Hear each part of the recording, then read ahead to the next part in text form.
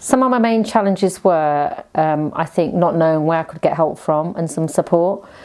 Some of the struggles were around even getting the right help for my daughter so she could be diagnosed and supported. Some of the challenges were around not telling anybody, and felt that it was something only I had to deal with and had to do. I couldn't have family members around thinking they might judge us as a family, that, you know, around what's happening, why they're going through this. And I felt a lot of blame might be aimed towards me, and thinking that I had to just do it.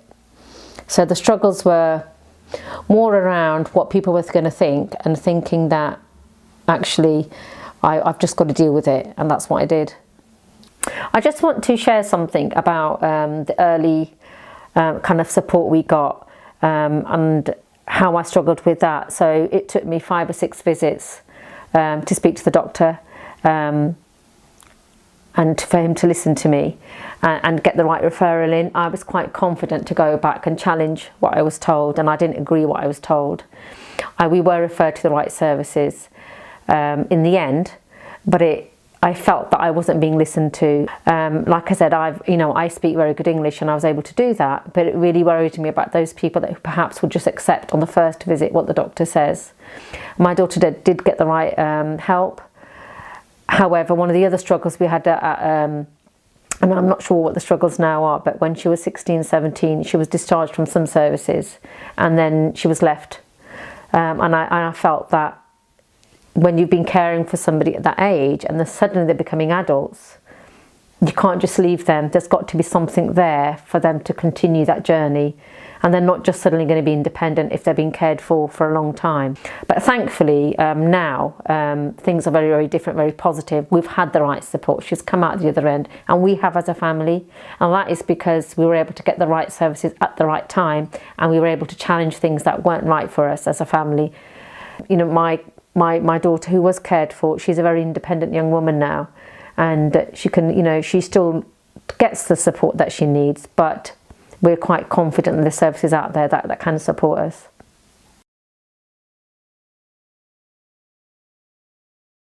As a woman, I think the expectations are there that you've just got to do it.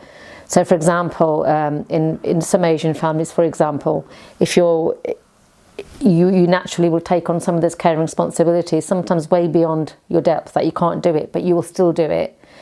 I think it's very hard to think that you're a carer, because even I didn't think I was a carer. I thought, well, I'm mum, so that's what I've got to do, and I did it. And I just felt that, you know, I couldn't ask for help, because then everybody will know that she's a carer, and they'd want to know who I'm caring for, and I've got to share some of that, and I didn't want to do that. I think one of the hardest things that I found, and I really struggled, was not really encouraging visitors to come round. I didn't want to be judged, and my family to be judged, and I think that's quite normal with a lot of Asian families, where, you know, you're struggling to care for somebody, but then, you know, family or community members want to come and visit, and but they're trying to be nice, but they're not perhaps thinking about the struggle that's adding to that visit. And the fact that you have to compose yourself, or you have to protect certain things being said and done, and having this open house kind of a policy that sometimes happens in some families, where you can just knock on the door and walk in. But actually, if you're a carer, those are the things that you don't really want, because you know, you're invading that privacy and that caring privacy that you. And I know I can laugh about it now, but I know there's plenty of people out there that have got their struggles at the moment where they are caring, and it's really hard for them. And it's really hard for them to say no to people. Actually, I don't want visitors today, or don't come, but thank you, just pray for us. That's all they want sometimes. But it's good to check with people, I think. Don't assume.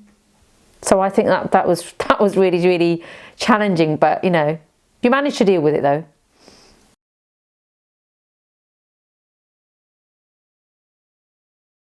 I came across Caring Together during the pandemic and lockdown when we were at home. I realised then that my young family, they were actually carers as well. But I hadn't really thought of it like that until I could see the impact of that pressure on them. And I thought, what is there out there? And coincidentally, I saw a post from Aisha Chowdhury who was sharing some information about help. I didn't at first think that I would be eligible for any kind of support for my young children because I'd never thought of it, to be honest. But in fact, when I did get in touch with Caring Together, I just thought, oh, finally, I don't feel guilty and having some kind of support for my children. And sometimes the support can be it can just be somebody being able to listen to you and understand that you have been a carer and you probably still are, and it's okay to get some support.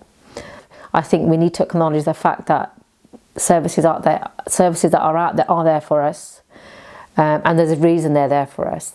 And I think if you're entitled to get some help, you need to reach out, because if you don't reach out, then your job's going to be even harder than what it is in the first place. And I think with Caring Together, that's just acknowledged to us as a family that we have cared for a very long time and it's okay to get help.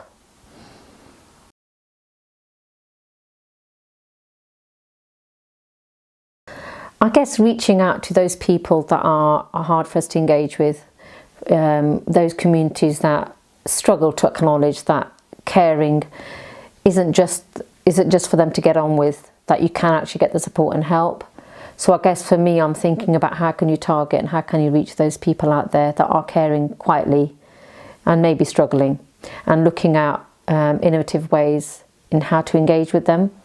But from what I've seen, I think when you are contacted because you're from a particular group, sometimes it makes you feel a little bit more confident about accessing that help because it feels personal to me. So I would accept help if I felt they understood my specific needs, not just of my caring needs, but my cultural needs that come along with the caring responsibility.